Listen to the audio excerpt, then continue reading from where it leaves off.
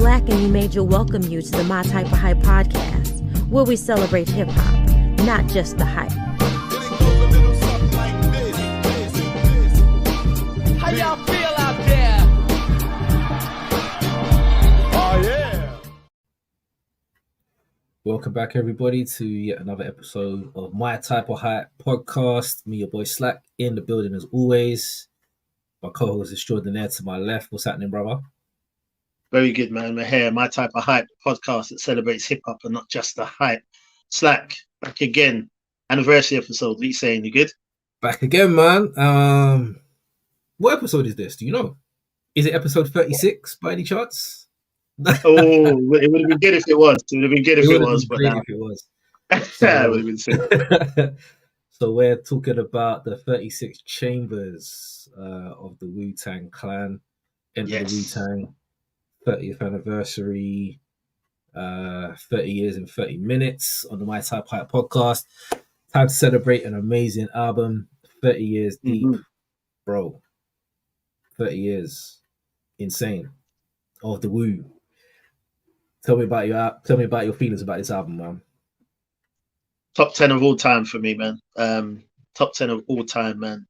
Incredible album. It's one of those ones where it's just the impact of it for me was phenomenal. Do you know what I mean? It's everything, man. When I think about my school books, you're seeing that Wu symbol everywhere. Like everywhere, I was writing, practicing graffiti, not like you see in the streets of New York, and I can't spray can and all that. But you know, you get two markers and pens and writing it everywhere.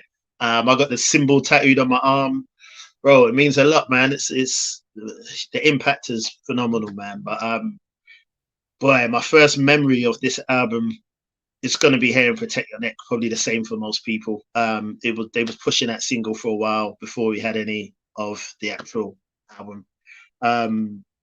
But yeah, "Protect Your Neck" was different, man. It was. I just can't think of a time when we was just hit like that, bombarded with so many different people on a track from a crew. Like it was you couldn't ignore it, man. Couldn't ignore it. It was a hard song. Everyone killed it.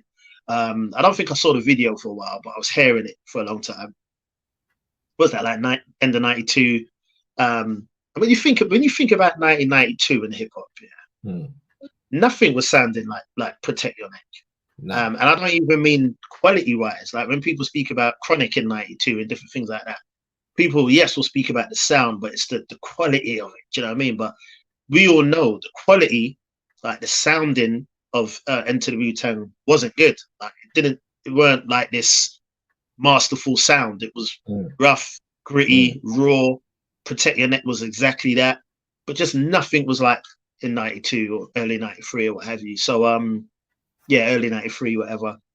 But yeah, man, Protect Your Neck, first memory. I just wanted to know who these dudes were, man. Wanted to hear more. Waiting for more. Yeah, man. I think someone dubbed the tape for me. I feel really bad saying that now, but someone dubbed the tape for me. And it just never left rotation. Did you give it back? You know what? I didn't, but karma hit me because when I actually had it on cassette after that, I lent it to someone and never ever got it back. Right. So it's like, it's what happens in it, you know. As I had it dubbed, then I bought the cassette. It's another one of the albums that I had on multiple things, record, CD, cassette. But I had it on cassette first of all, lent it to someone, and then didn't get it back. One of them ones, man. To this day, I still remember it. So yeah, your Wu Tang album to this day, bro. We still got it, man. In their Fiat somewhere. Trust me. Because of that, man. Yeah, man. My tape, man. Broke my heart. But just bought it back in it as always. I think it was after that I bought it on CD. I was like, okay, let me get a CD of it this time. But yeah, man. What about you, man? What's your first memories when you think of Enter the Wu Tang? Probably the same. Probably the Protect Your Neck video. And then just like you, bro. Like, just who the fuck are these guys? Yeah.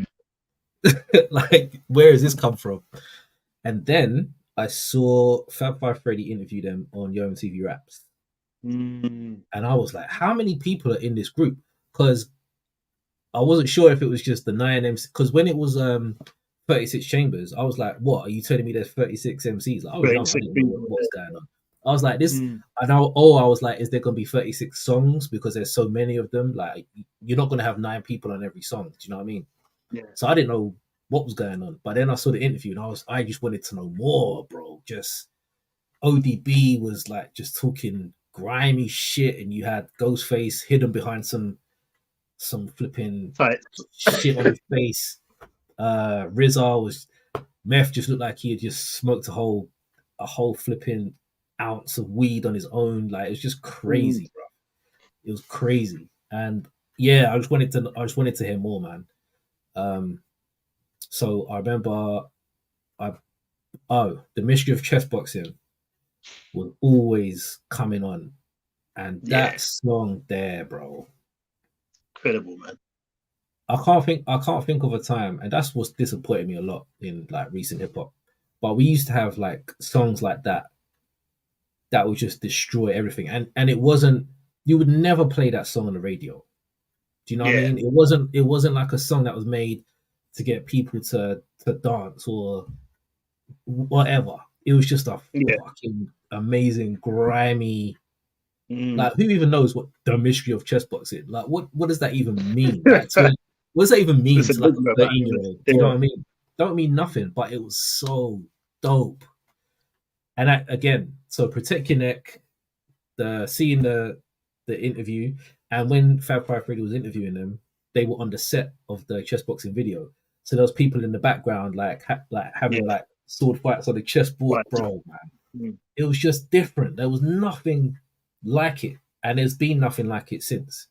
So you might have people who've got like a big crew together, but they had everything from, like you said, the symbol, the crew, and then you've got the music to back it up, and then you've got all the individual characters to break through. So you've got layers to get to even get to what's going on there. So for a young me, man, it was just absolutely just an incredible time. And then mind blowing. When Cream came out after the Mystery of Chess Boxing, I think Cream was the next video that came out. And then I was like, these guys just ain't missing. And what I liked about Cream as well, it wasn't all the MCs like it was on Mystery of Chess Boxing. Yeah. It was only like Deck. And I was like, so they switched it up completely. So Chess Boxing was hard, like in your face. Protect Your Neck, same. Cream was more of a kind of storytelling kind of song about, you know what I mean? Like what you have to do to get a bit of money, and then you got Meth on the hook. Bro, RZA is a fucking genius, bro. Like, seriously. If you break down what that man put together at his age, and the legacy has gone on to now where they're doing stadium tours with Nas 30 years later. Like, come on, man. Who's done that in hip hop, bro? And he was the man who produced everything on his own. So although the sound wasn't clean, that's what I liked. It wasn't polished. No, and you wanted that. It wouldn't have sounded the same. It wouldn't have been as good. And ODB's whole thing was like, this is raw, baby. Like, this is Wu Tang. Like, bro, man, it's just a different feeling, man. Just incredible. 100%. Can't explain it. Again, if you weren't around to see what was going on them times there, I can't explain it to you. Like, you had to be there and experience what was going on. So true, man. Yeah, man. Movement, a proper movement in hip hop. And we ain't had that since like 30 years. We haven't had that again. Nah. And that's what people need to understand. I know we may joke and make a bit of banter now about, you know, weak members or weak links or whatever like that, but we need to understand when Wu dropped, I know it's specifically about Enter the Wu Tang, but when Wu dropped and gave us that album, like you said, the thing about that was phenomenal was just like the excitement for who's going to be on what. For me, this sounds mad, but for me, the excitement was tying down the voice to the name. Do you know what I mean? Like, you know, when you opened up the CD or the sleeve or whatever, and it would say their names on it and different things like that. And even on the different tracks, they would say their names and intros and different things like that. Beginning of Method Man and different things like that. So it was tying the voices like, okay, this is that person, this is that person, and then establishing, oh, I like this person, yeah, I like that. Just like it was exciting. I think that's the only word I can really use. Like, that really depicts what this album was. As dark, as grimy, as menacing. You look at the cover, it's menacing. Do you know what I mean? It's like even in all that, it was so exciting, man. It was like, what is this? Like, I was gassed. Like, I was, like I said, I need to explain that, man. Like, that Wu symbol was everywhere. It was just like all about Wu when this album dropped. Like, it was just ridiculous, man. And Incredible we album. didn't know at the time, did we? When they dropped, we didn't know that there was going to be a whole slew of albums. Right. It's easy to talk about that now, but then, But then we just like, oh, it's a group, it's a crew. You know what I mean? Yeah. So it wasn't until later on that we was like, oh shit. So each individual's gonna have their own thing going on as. Yeah, that was you know, I literally just got goosebumps, you know, as I was just thinking about it again, like the excitement of, like you said, 2023, we can look and we say, all right, we've had this classic, we've had that solo career, we've had this. You rightly said, man, we never had this then. All we had was, I mean, I know RZA dropped his thing, Jizza dropped his thing, but you know what I'm saying, as Wu, all we had was Enter the Wu Tang, right? We didn't know what was happening. And I've said it before in another episode, man. I was like 12 years old, man. I didn't follow all We Love You, Rakim and all that. I didn't know that song. I didn't know Jizza's first album. This was my introduction to them. You know what I mean? I didn't know RZA and Jizza before. So it was like, just like, this is Wu. So like you said, man, I just got goosebumps just thinking about who's dropping next and what's going to come and all of that. The excitement around this album and Wu Tang on the whole was phenomenal. And the impact it's made on me now, I've said it before, but it's worth saying again. Like RZA, my second favorite producer of all time. Enter the Wu Tang's in my top 10 hip hop albums of all time. Ghostface is in my top 5 MCs of all time. Do you know what I mean? Like, Only Built for Cuban Links, my favorite hip hop album of all time. Wu Tang has gone on to have such an impact on my relationship with hip hop, and it all started from this, man. And it started it all, man. Enter the Wu Tang, man. Like, but even if you ask like, a gang of people, I think you touched on this before on another episode, and you were saying that if you ask people, like in general, their top 10s or whatever, there's going to be a sprinkling of Wu in there, regardless. Definitely. You're going to have a Meth in there. You're going to have a Ghostface in there. You're going to have a RZA in there as a producer. Like, there's going to be a sprinkling of Wu in some capacity. You're going to have 100%. The album or a single or something. There's going to be some kind of Wu in there. Definitely, bro. That is humongous. Massive. Yeah, man. And like you said, bro, I was there, man. Like 30 years later, at that Wu and Nas. I mean, I've seen Wu a few times in concert and stuff like that. They're not the best in concert, I ain't gonna lie. But that Wu and Nas New York State of Mind tour, Summer Gone, incredible, man. Like, Meth weren't there, but they killed it, man. Like, brilliant show, man. Like, yeah, it was such an emotional time. It was just like, bruh, 30 years. Like, to see, like, when they first come out, like, you would never have thought that they're going to be doing stadium tours 30 years later. Like, you just wouldn't have put that selling it out. Selling it out, and not only in one place, not only in New York, right, around the world. Sold it man. out in London, they sold it out in Europe, they sold like everywhere that tour's gone. It's done bits. Yeah, man.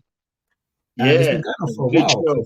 They've been touring since last year. It wasn't even. Bro, that's still going on. Yeah, it's still going on. I think they've got De La and that's it. Tyler are joining and that, but yeah, they're still touring, bro. They're still doing it. I think they was in Brussels or something the other week. Then they was in France. They obviously did here, bro. Yeah, like that is a serious accomplishment, man. Like, yeah, and Meth joined them now because of the writer's strike and that. So Meth's not really doing much work acting at the moment. So he's been able to join them on tour as well. So that would be sick. Because I love Meth. Unfortunately, he wasn't in the London one, but I've seen him loads of times, so I weren't that disappointed. But there'll be good shows with him there as well, man. But yeah, I can't praise this album enough, man. All right, then. So the usual 3 faves. Yeah. 3 faves. Goes without saying, it could be any 3.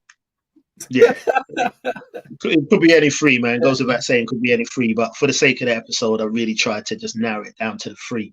Gun to Head, Shame on a Nigga, Mystery of Chess Boxing, definitely.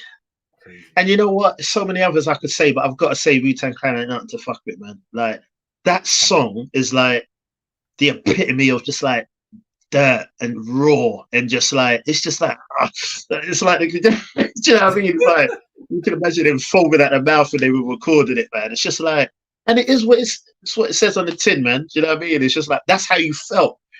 You felt like Wu Tang, they are nothing to fuck with, man, at all. Do you get me? So yeah, if I had to say, I'm gonna go with those three, man. What about you? Yeah, fair play, man. Can't really go against that shit at all. Chess boxing. Mm-hmm. Bring the Ruckus. The Ruckus was absolutely disgusting. And same as you, I gotta go with Wu Tang Ain't Nothing to Fuck With, man. Because I think that's probably the most kind of true to life title of a song. 100%, bro. 100%. Yeah, like they got that absolutely spot on. Like Wu Tang Ain't Nothing to Fuck With at all. Yeah, man, those three. Yeah, man. When you think about they're like you said, bring the ruckus. You think of protect your neck. Nothing to fuck with. When you think of those titles, man, they just embody Wu Tang, man. It's just like, Great. like they were menacing, man. Like and like you said, with the swords and that, were just mad. Like, I literally thank God for Wu Tang, man. Like, the impact, like from this album alone, and just what it went on to. But yeah, them three, yeah, solid three. I'll go with, and yours as well. But yeah, right, beat then. What would you say is your favorite instrumental on the track, on the album? Sorry. Sake. My favorite beat. That is tough. So I'm not gonna go with the best beat. I'm just gonna go with my favorite beat. Exactly. Yeah. Man, that is hard.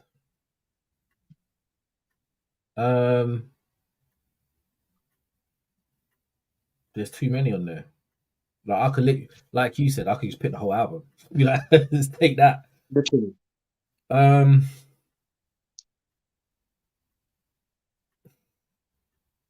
I'll probably just go with Protect Your Neck was so hard. I'm gonna go chess boxing, man, just because I just love that. I just love that piano, and it was just kind of the introduction. Do you know what I mean? It was like, although I'd heard Protect Your Neck before, like the mystery of chess boxing. I don't know, maybe because I saw the interview as well, so it kind of felt like a fresh kind of intro to the album or whatever. But yeah, that beat is just something else, man. Yeah, so, yeah, I'm gonna go with that. Yeah, that's a dope pick, man. I mean, Mystery Chess Boxing is to this day, like I said, I named it in my free. That's not disrespectful. It's disrespectful. It's a disrespectful song. Yeah, right. Yeah, I mean, even Master King. I say even because I preferred his style on chess boxing. It was more kind of like, you know what I mean, more amped up, more in your face. Where he's gone sort of to that more monotone flow after that. But yeah, everyone killed that. It's just an incredible song, man. So yeah, good shout. If I had to pick a beat, and it's weird because let me be careful how I say this, but RZA's production, which is how it should be, RZA's production got so much better when you actually listen to just the beats on Enter the Wu Tang. They're not like the album's phenomenal, like, but how can I put it? Like, you know, when I speak about the Midnight Marauders, or you speak about a Chronic, or you speak about other albums, you think like the production, and you can just let that run. Yeah, I don't find Enter the Wu Tang like that. Do you know what I mean? Nice. But it was just a whole package. It's not like, oh, it's just brilliant production. It was just a whole package of it all. So RZA's production went on to like so much better, but the production on this is just fitting. Do you know what I mean? If I had to pick one, might have to go with Shame on a Nigga. Like the beat on that, I just love. I love that. I have to go with that. But like we both said, on any day, I could pick any beat. Really, pick any one of them, man. For real, like yeah. Like even when you listen to Method Man, the song Method Man, yeah, the drums aren't even programmed properly. Like the drums, yeah. the drums feel like they're kind of slightly behind where they should be. Like if you listen to it and you listen to the melodies put on top of it, the beat is not quite sequenced properly, but it kind of feels like that's how he wanted it. Do you know what I mean? Yeah. So yeah, I don't know, man. I don't know if it was genius or I don't know if he didn't have the right equipment or what. But I remember when ODB's album came out and I was working in a record store, doing my work experience or whatever.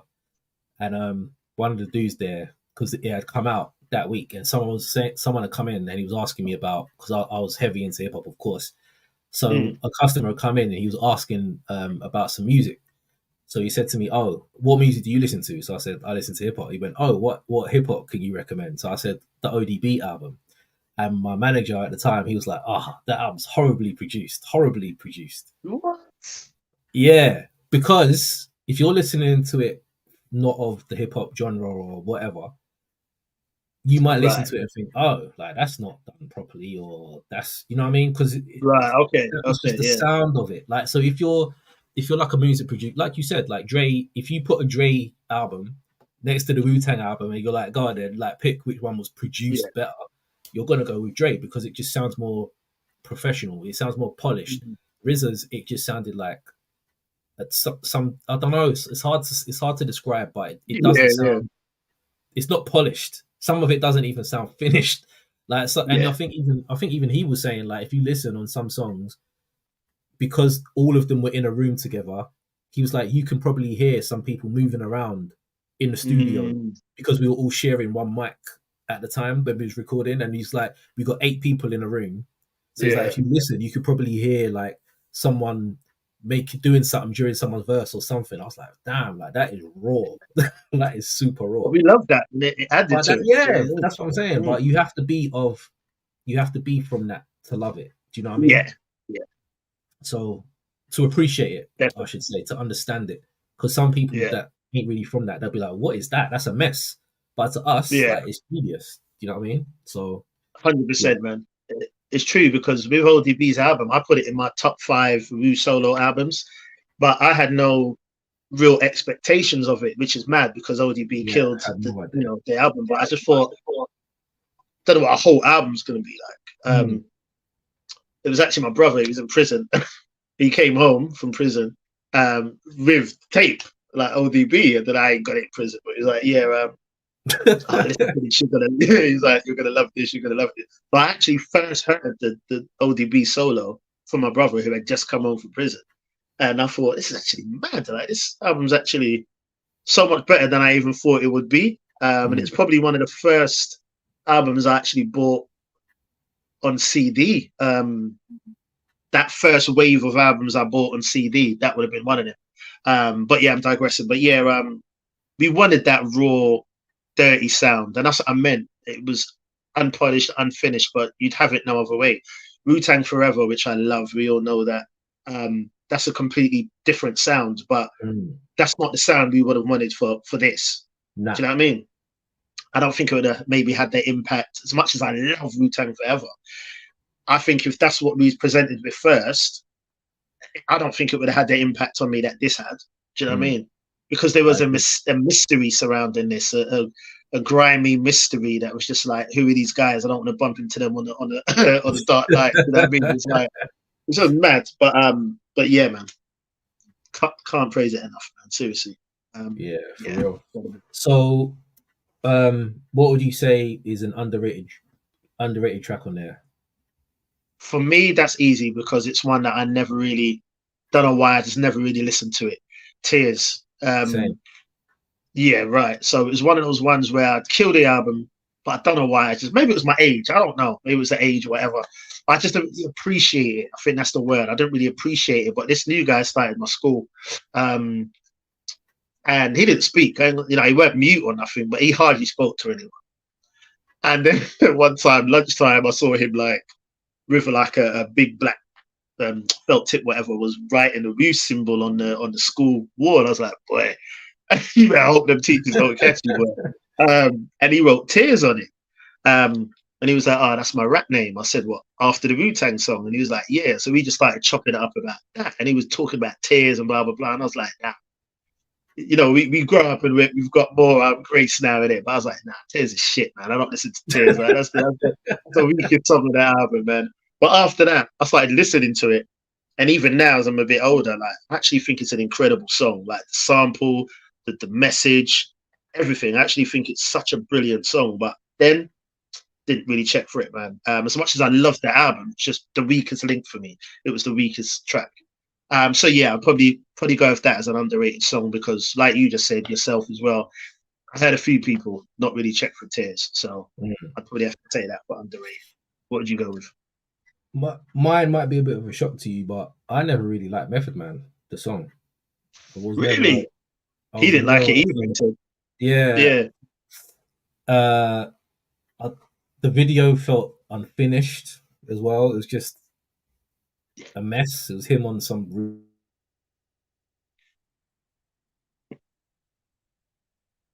are you talking about?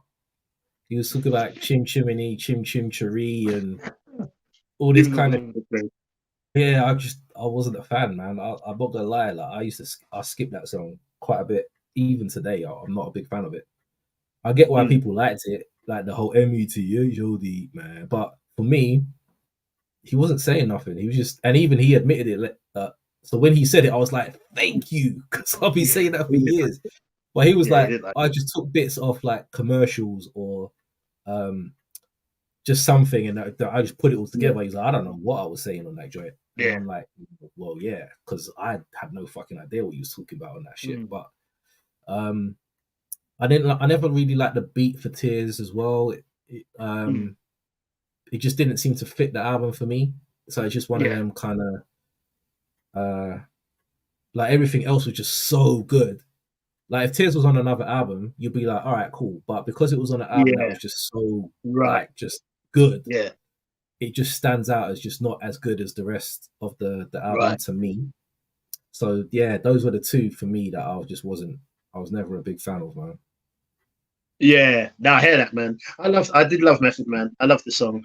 Maybe because it came off of the back of all the you know, the insults and the I'll tie you up and you know all that. So I thought that was, that was funny, man. Like, you know, most of you would know my sister, she was on that episode before, but like we used to just laugh at them bits and then make up our own ones and stuff you know. So maybe it was all that as well, running it to that, added to it. But yeah, I did like the song, but I hear you. And so when, like, you're right, when I heard him say recently that he didn't even like, it made sense. It was like, okay, it was all over the place. I didn't even want to do that, but RZA pushed him to do it because he was going to be the first guy at the Wu, in it, so he had to have that single. So he was like, man, I didn't even want to do it, so I just said whatever on the song. And if you listen to it now, you're like, well, yeah, like what were you talking about, bro? So he definitely had way better things out at that time, like features and whatever. Like the Method Man song just felt, I don't know, but everyone else liked it, so I was like, am I missing something? Maybe I was, I don't know, but yeah, it just never touched me. I like the beat was cool, but the song itself, I can do without it. I'm cool. I find it just fun, and it was silly, but I didn't mind it because I saw it as fun silly. I didn't think it was stupid. Like, I didn't, do you know what I mean? But I totally hear you. I know what people say. All right, so speaking of Meth, you know, he said he was going to be the star on that. For you, who stood out to you on that album? Deck. Deck was probably the underrated star of that album. Yeah, pretty often. Yeah, I'd say Deck, man. I just loved the what's the word I'm looking for? The unpredictability of ODB. You had no idea what that dude was gonna say, what he was gonna do. Like you just got no idea what he's gonna do to a song. If he's on it. So I was always like, what? Yeah, is he gonna be singing? Is he gonna be shouting? Is he gonna be rapping? Like, what's he gonna do on this? So that was always dope. But out of the two, I'll go for Deck, man, because Ghostface wasn't really on it as much as he should have been. He weren't on it much at all. Yeah, and he was rapping different as well. So yeah, I'd say Deck. Yeah, I hear that. I liked Ghost. I think he might. Am I wrong? I think he might even be the very first person on the album that raps, isn't it? I think it might be the first voice we hear. Boy, that one's. Yeah, I think he is. If I remember rightly, I think he is. But I liked Ghost. I didn't feel there was. Obviously, he's my favorite Clan member now. In hindsight, but he became my favorite early. I remember that, but it wouldn't have been from this album. He did stand out to me on the album, but for me, it was Meth and ODB. Meth because I felt like he was the most polished. As silly as Method Man was, the song, when you listen to the album and listen to the MC's rap and everything, Meth was like the most polished. You could hear that. Like he's, even though Ghost is my favorite, Meth has got the sickest flow. I think Meth is the best rapper, like the best rapper. But my favorite is Ghost. And I think you could see for me that Meth was polished. Like he could rap. Like he had a clean flow. He was polished. So he definitely stood out for me. And you know, he had the solo. I mean, Jizz had a solo on there as well, but Meth is always the one that got the shine. And little things, I guess, like Cream, you know, he was the voice that you heard on that iconic hook. Do you know what I mean? So there was a lot about Meth that you remembered, probably more than the others. But the reason ODB stood out for me is, yes, the unpredictability, but his verse on Mystery of Chess Boxing is one of my favorite verses on the whole album. Like, his verse on that, the craziness he's doing, but yet it's so tight. It's so brilliantly done. It's like it's not a silly verse. All the stuff. Listen, the best verse, man. Like it's probably like my top 3 favorite verses of the whole album. Like his verse on that. So there was things about that line. He said Jacques Cousteau could never get this low, and I was like, yeah. I was like, at the point, who's Jacques Cousteau? Like, I didn't know. Yeah. And then when I found out, I was like, oh shit. Okay, cool. It's so much with it. And it's not even just what he was saying, but it was just the way he was saying it as well. Exactly. The singing, the just everything. Just it was like a little bit. I was like, what? Yeah, just little things, man. And then the iconic, you know, Ghostface Killer. You know what I mean? It's just like it's everything about it. Even the way he done that and came back in and that was getting in. This guy, man. It's like incredible, man. But yeah, so even though I loved all that, that's why when his album dropped, I thought, I don't know what a whole album's going to be like. Do you know what I mean? But I was pleasantly surprised. But yeah, man, I'd probably go with Meth and ODB. Stood out to me the most. But yeah, man. I was really going to argue with that. I mean, it's just a preference thing at the end of the day. But yeah. No one really came whack on the album. No one really. Nah, not at all. Not at all. It's just you got 9 people to choose from. You know what I mean? Someone's gonna have to be the favorite. So.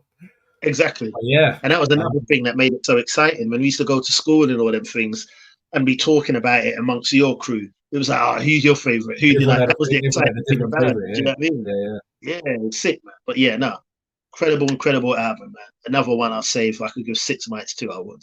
Straight up. And not only for the quality of the music, but what the album actually means, like to hip hop in general, bro. 100%.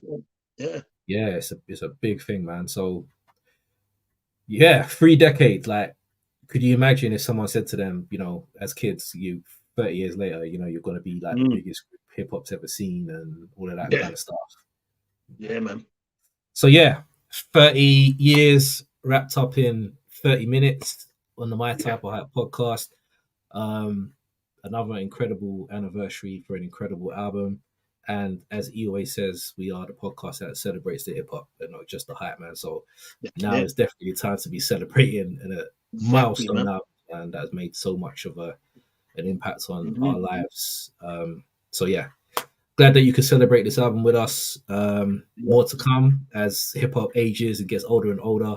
There's going to be more, 30-year anniversaries coming up and all this kind of stuff happening next year. 94 is another incredible year, so there's got to be a hell of a lot more coming up. That's 3 years, bro. Like, there's going to be something. Imagine 2025 is going to be insane. Boy, we're going to be busy. We're going to be busy. 100%, man. Yeah. But incredible. Yeah, man. So thank you for joining us as always, celebrating these great albums, celebrating this culture. Keep with us. Who knows what's going to come up next? Is it going to be interviews? Is it going to be a review? Is it going to be another celebration? Who knows? Only way you can check it out is by sticking with us on the channel. Thank you to everyone who subscribed. Thank you to everyone who checks us out, who shares, who interacts, all the guests that we've had on. Just much, much love to all of you, man. So from me, your boy Slack, as always, signing out. And my co-host is Jordan there on my left. Yes, yes, yes. We're here, man. My Type of Hype, the podcast that celebrates hip hop. We celebrate this beautiful thing, man. We celebrate hip hop. So yeah, thank you for rocking with us, man. Until next week, man. Stay blessed. Keep it hype. Peace.